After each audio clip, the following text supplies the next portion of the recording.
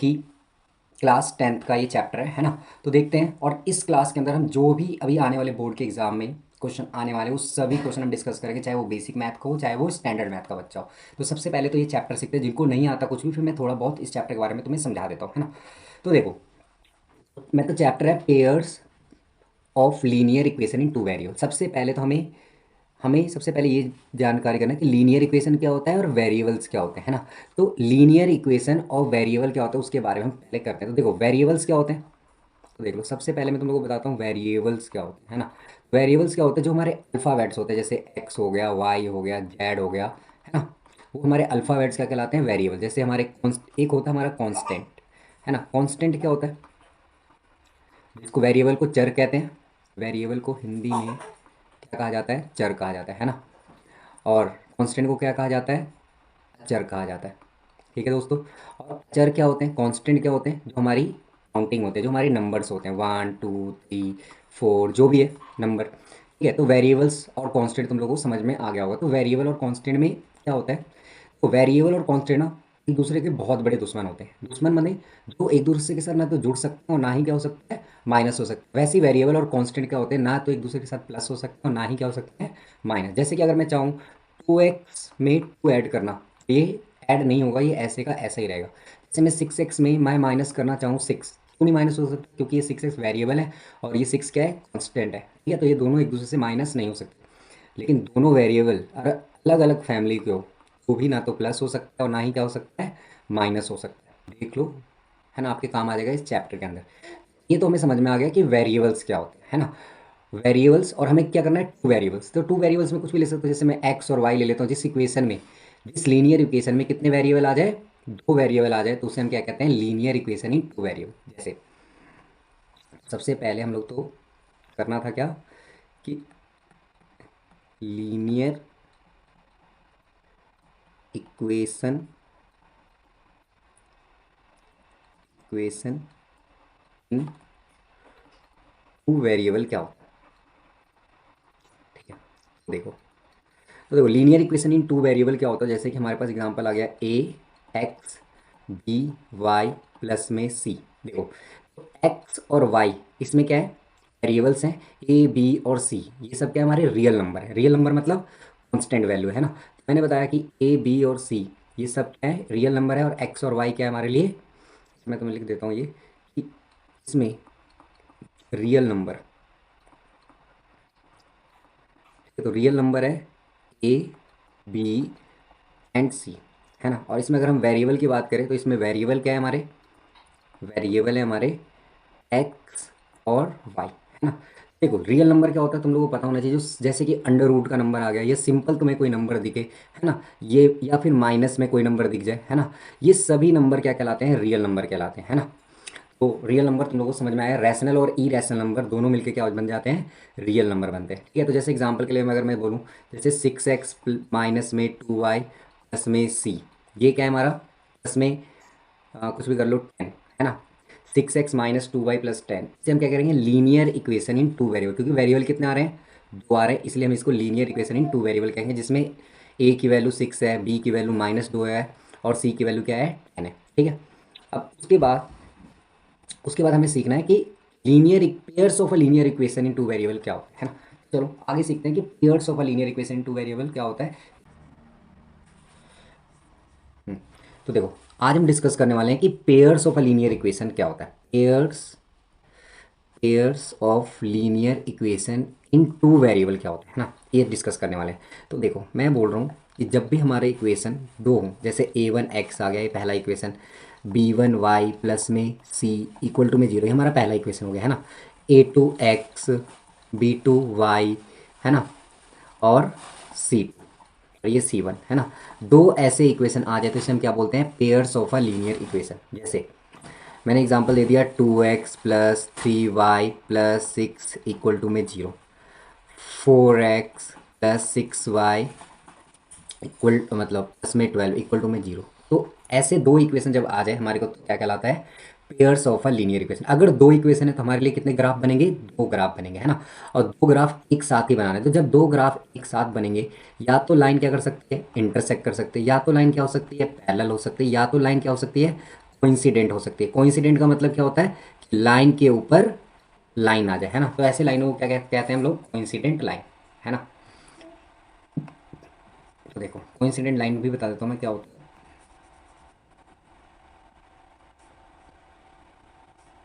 तो ये लाइन है ना, इसके ऊपर, इसके ऊपर ही एक और लाइन आ जाए सेम टू सेम, है ना, सेम टू सेम एक और लाइन इसी के ऊपर आ जाए तो इसे हम क्या कहते हैं, कोइंसिडेंट लाइन। सबसे पहला कौन सा होता है, इंटरसेक्टिंग लाइन क्या होती है ना। इंटरसेक्टिंग लाइन क्या होती है ना। उसके बाद हम लोगों को डिस्कस करना है कि भाई पैरेलल लाइन क्या होती है। उसके बाद डिस्कस करना है कि भाई कोइंसिडेंट लाइन क्या होती है। ठीक है, ये डिस्कस करना है कि भाई ग्राफ में अगर दो इक्वेशन है तो या तो लाइन इंटरसेक्ट कर सकती है, या तो लाइन पैरेलल हो सकती है, या तो लाइन कोइंसिडेंट हो सकती है। अब बिना ग्राफ बनाए हमें ये बताना है कि कब लाइन इंटरसेक्ट करेगी, कब लाइन पैरेलल होगी और कब लाइन कोइंसिडेंट होगी। चलो इसके बारे में हम डिस्कस करते हैं कि इंटरसेक्टिंग लाइन कब होगी और पैरेलल कब होगी और कोइंसिडेंट कब होगी, है ना, दोनों लाइनें बिना ग्राफ बनाए। ठीक है, देखते हैं।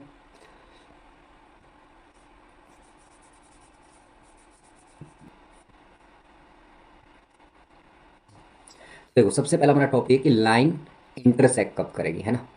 इंटरसेक्टिंग लाइन कब होगी, इंटरसेक्टिंग लाइन कब होगी, है ना। लाइन जो है वो कब इंटरसेक्ट करेगी, है ना। देखो लाइन हमारी कब इंटरसेक्ट करेगी, जैसे हमारे पास ग्राफ है। ग्राफ में आप लोगों को पता है ये क्या होता है, ये वाई एक्सिस होता है, ये हमारा क्या होता है, एक्स एक्सिस होता है ना। तो ग्राफ दो इस तरीके से ऐसे, पहला ग्राफ तो हमारा ये हो गया, है ना, दूसरे ये हो गया।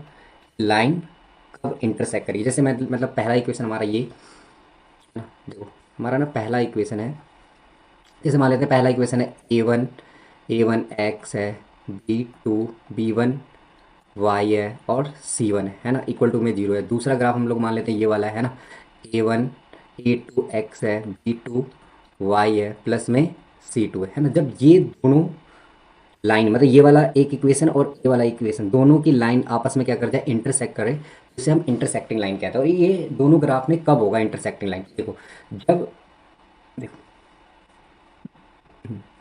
ये कब होगा इंटरसेक्टिंग लाइन, जब A1 अपॉन में A2 not equal to B1 upon में B2 होगा, है ना। समझ में आया सभी को, जब A1 अपॉन में A2 B1 अपॉन में B2 के बराबर नहीं हो, है ना। इस केस में आपका क्या होगा कि लाइन क्या करेगी, इंटरसेक्ट करेगी। जब लाइन इंटरसेक्ट करती है तो ओनली वन सॉल्यूशन होता है। कितने सॉल्यूशन होते हैं इन दोनों लाइनों के, वन सॉल्यूशन। वन सॉल्यूशन क्यों, क्योंकि यहाँ पे जो भी पॉइंट होगा यहाँ पे, है ना, अगर एक्स और वाई दोनों की वैल्यू रखें, वैल्यू आंसर किसके बराबर आएगा, जीरो के बराबर आएगा, चाहे कोई भी वैल्यू रख दें इक्वेशन में। तो मतलब लाइन जब इंटरसेक्ट कर रही है तो दोनों का सोल्यूशन क्या होगा, एक ही पॉइंट होगा ये वाला। जो भी यहाँ पे एक्स और वाई की वैल्यू आएगी इन दोनों इक्वेशन में पुट करेंगे तो आंसर क्या आएगा, जीरो आएगा। इसलिए जब लाइन इंटरसेक्ट करता है तो ओनली वन सॉल्यूशन होता है। जब लाइन किसी भी लाइन, जब किसी भी लाइन का कोई भी सॉल्यूशन निकले तो उसे हम कंसिस्टेंट लाइन कहते हैं। क्या कहते हैं, कंसिस्टेंट लाइन। और हिंदी में क्या कहते हैं, संगत रेखा। ठीक है, इंटरसेक्टिंग लाइन को प्रतिच्छेदी रेखा कहते हैं। प्रतिच्छेदी रेखा कब होती है, जब A1 अपॉन में A2 B1 अपॉन में B2 के इक्वल ना हो और केवल और केवल एक ही हल होता है उसके, और वो लाइन क्या होती है, कंसिस्टेंट, है ना। कंसिस्टेंट लाइन कब होगी, जब कुछ ना कुछ सॉल्यूशन निकले, चाहे एक निकले, चाहे दो निकले, चाहे चार निकले, चाहे पांच निकले, चाहे जितने भी सॉल्यूशन निकले, ऐसी लाइन को कंसिस्टेंट लाइन कहते हैं, है ना। अब देखो मैं तुम्हें ना एक एग्जांपल देता हूँ जिसमें इंटरसेक्टिंग लाइन कर रही हो, है ना। जैसे एग्जांपल मैं आप लोग को देता हूँ, जैसे इंटरसेक्ट लाइन कब करेगी, लाइन जैसे मान लेते हैं हमारा इक्वेशन है 2x - 4y इक्वल टू में, यहाँ पे दे रखा है अपना 4x, है ना, और यहाँ पे दे रखा है आपका 8y इक्वल टू में 3। ये हमारा इक्वेशन है। अब जैसे मैंने को पता, ये पता लगाना है कि ये जो दोनों इक्वेशन है पेयर्स हैं, क्या ये इंटरसेक्ट करेंगे या नहीं करेंगे। क्या है, A1 अपॉन में A2 B1 अपॉन में B2 की वैल्यू देख लेते हैं। A1 की वैल्यू है 2, A2 की वैल्यू है 4, है ना, B1 की वैल्यू है -4, तो B1 की वैल्यू है -4 और B2 की वैल्यू है +8। देखो यहाँ पे 2 × 1 = 2, 2 × 2 = 4, यहाँ पे 1/2 आ रहा है, 4 × 1 = 4 और 4 × 2 = 8। तो यहाँ पे 1/2 आ रहा है, यहाँ पे 1/2 आ रहा है, पर माइनस का आ रहा है। क्या 1/2 और माइनस का 1/2 दोनों इक्वल है? नहीं है ना। तो जब इक्वल दोनों नहीं है तो लाइन क्या करेगी? इंटरसेक्ट करेगी। जब लाइन इंटरसेक्ट करेगी तो ओनली वन सॉल्यूशन होगा, और लाइन क्या होगी? कंसिस्टेंट होगी। ठीक है, तो आप लोगों को समझ में आ गया होगा। तो अब हम देखते हैं पैरेलल लाइन क्या होता है ना।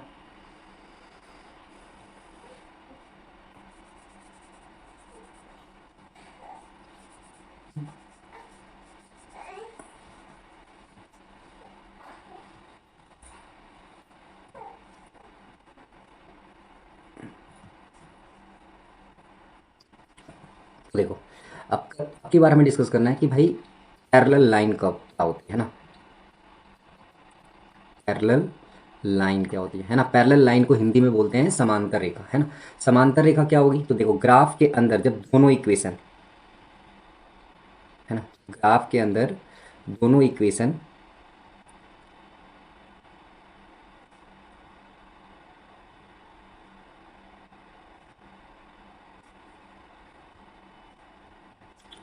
देखो, ग्राफ के अंदर जब दोनों इक्वेशन एक दूसरे के क्या हों? पैरेलल हो। जैसे एक लाइन हमारी ये बन गई, है ना,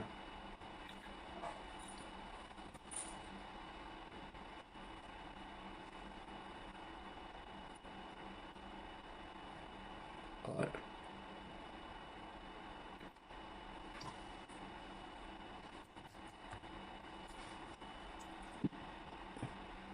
और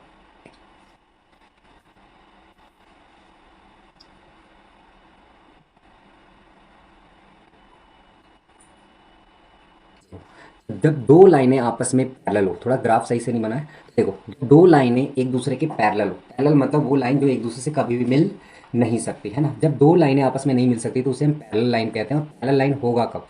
देखो, जब पैरेलल लाइन कब होगा? जब A1 अपोन में A2, B1 अपोन में B2 और C1 अपोन में C2 है। जब A1 अपोन में A2 B1 अपोन में B2 के इक्वल हो, not equal to C1 upon में C2, तो ऐसी लाइनें क्या होती है? पैरेलल होती है ना। जब लाइन पैरेलल होती है क्या होता है? नो सॉल्यूशन होता है, मतलब एक भी सॉल्यूशन नहीं होता, है ना।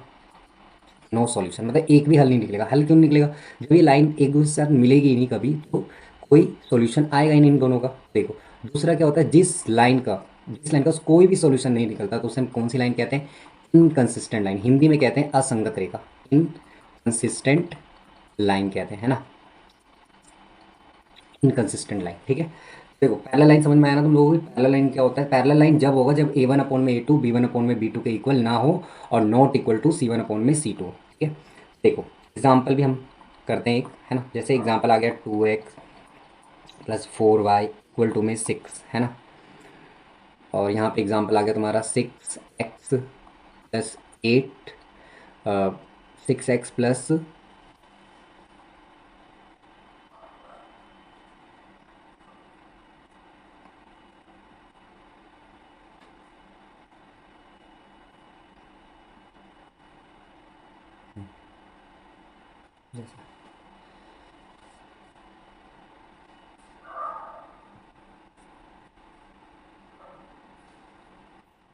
जैसे 2x plus 4y equal to में 6 है। दूसरा इक्वेशन हमारा आ गया कि भाई 12y प्लस में 2 दे रखा है इक्वल टू में 0 दे रखा है ना। तो देखो, हम लोग देखते हैं कि लाइन इंटरसेक्ट करती है या पैरेलल होती है। तो A1 अपोन में A2 है, B1 अपोन में B2 है, और C1 अपोन में C2 है। तीनों वैल्यू को लिख दो। A1 की वैल्यू कितनी है? 2, A2 की वैल्यू कितनी है? 6, B1 की वैल्यू कितनी है?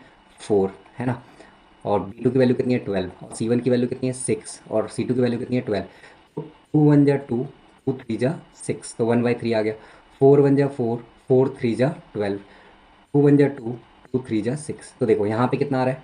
1/3 आ रहा है। यहाँ पे भी कितना आ रहा है? 1/3 आ रहा है। यहाँ पे 2 3 जा 6 मतलब यहाँ पे 3 आ रहा है सिर्फ और सिर्फ। देखो, इसमें 1/3 ये दोनों तो इक्वल है, ये 1/3 3 के इक्वल नहीं है। मतलब ये दोनों तो इक्वल है, A1 अपोन में A2 B1 अपोन में B2 प्लस C1 अपोन में C2 इक्वल नहीं है। तो ऐसी लाइन को हम कौन सी लाइन कहते हैं? पैरेलल लाइन कहते हैं। और इस पैरेलल लाइन का कोई भी सॉल्यूशन नहीं होगा। क्यों? क्योंकि लाइन एक दूसरे से कभी मिलेगी नहीं। और दूसरी, जिस लाइन का एक भी सॉल्यूशन नहीं निकलता उस लाइन को हम इनकंसिस्टेंट लाइन कहते हैं, ठीक है। तो एक हमारा लास्ट रह गया, वो है कोइंसिडेंट लाइन। तो कोइंसिडेंट लाइन क्या होती है उसको भी डिस्कस कर लेते हैं, है ना।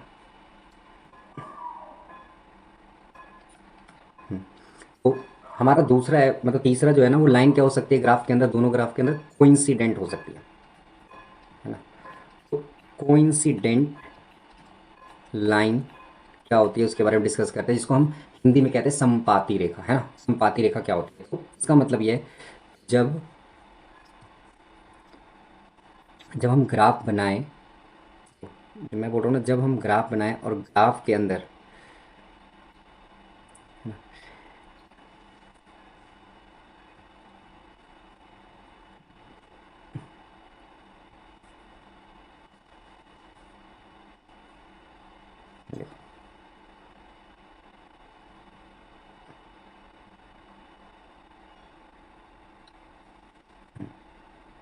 तो जब भी हम ग्राफ बनाएंगे, एक लाइन दूसरी लाइन के ऊपर क्या करेगी,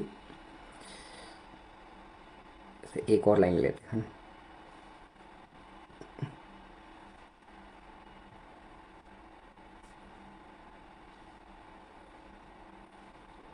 देखो, जब दोनों लाइन एक दूसरे के ऊपर आ जाए, जैसे ऐसी लाइनों को हम कोइंसिडेंट लाइन कहते हैं, जैसे ये लाइन थी, है ना। जब दो लाइनें एक दूसरे के ऊपर आ जाए तो इसे हम क्या कहते हैं, कोइंसिडेंट लाइन कहते हैं, है ना। लाइन के ऊपर जब लाइन हो तो ऐसी लाइन को क्या कहा जाता है, कोइंसिडेंट लाइन कहा जाता है, और हिंदी में इसको संपाती रेखा कहा जाता है, ठीक है ना। तो ये लाइन कब होगी, है ना, तो इसको डिस्कस कर लेते हैं, है ना। ये लाइन कब होगी तो देख लो, मतलब ये कोइंसिडेंट लाइन कब होगी, जब इक्वेशन हमारा A1 अपोन में A2, B1 अपोन में B2 और C1 अपोन में C2, जब ये तीनों ही इक्वल हों तो ऐसी लाइन को क्या कहा जाता है, कोइंसिडेंट लाइन कहा जाता है। जब कोइंसिडेंट लाइन होती है, इसके क्या होते हैं, इनफाइनाइट सॉल्यूशन होते हैं। इनफाइनाइट मतलब मैनी सॉल्यूशन होते हैं, बहुत सारे सॉल्यूशन निकल सकते हैं, है ना। अब मैंने तुम्हें बताया था, किसी भी लाइन के चाहे एक सॉल्यूशन निकले चाहे दो सॉल्यूशन निकले, वो लाइन क्या कहलाती है, कंसिस्टेंट लाइन कहलाती है, जिसको हम संगत रेखा कहते हैं, है ना, कंसिस्टेंट लाइन कहते हैं, ठीक है। अब इसका भी एग्जांपल एक ले लेते हैं, कि जैसे कि हमारे पास 2x है, 4y है, यहाँ पे 6 है ना। यहाँ पे हो गया तुम्हारा 4x हो गया, है ना, और यहाँ पे तुम्हारा हो गया 8y हो गया, है ना, और यहाँ पे 12 हो गया, है ना, इक्वल टू में 0 हो गया, है ना। अब देखते हैं, A1 अपोन में A2, B1 अपोन में B2 और C1 अपोन में C2। जैसे A1 की वैल्यू कितनी है, 2 है, A2 की वैल्यू कितनी है, 4 है, B1 की वैल्यू कितनी है, -4 है, और B2 की वैल्यू कितनी है, -8 है, C1 की वैल्यू कितनी है, 6 है, और यहाँ पे 12 है। तो देखो, 2 1 जा 2, 2 2 जा 4 कट जाएगा, माइनस से माइनस काट दो, और 4 1 जा 4, 4 2 जा 8, 6 1 जा 6, 6 2 जा 12, है ना। तो यहाँ पे देखो 1/2 यहाँ पे भी आ गया, 1/2 यहाँ पे भी आ गया, 1/2 यहाँ पे आ गया। जब तीनों ही इक्वल हैं तो ऐसी लाइन को क्या कहा जाता है, कोइंसिडेंट लाइन कहते हैं, है ना। तो चलो आगे हम सीखेंगे, आगे नेक्स्ट वीडियो हम लोग सीखेंगे कि भाई इन, जब मैनी सॉल्यूशन होता है तो के की वैल्यू कैसे निकालते हैं, ए की वैल्यू, बी की वैल्यू कैसे फाइंड आउट किया जाता है, वो हम नेक्स्ट क्लास में हम सीखेंगे, ठीक है।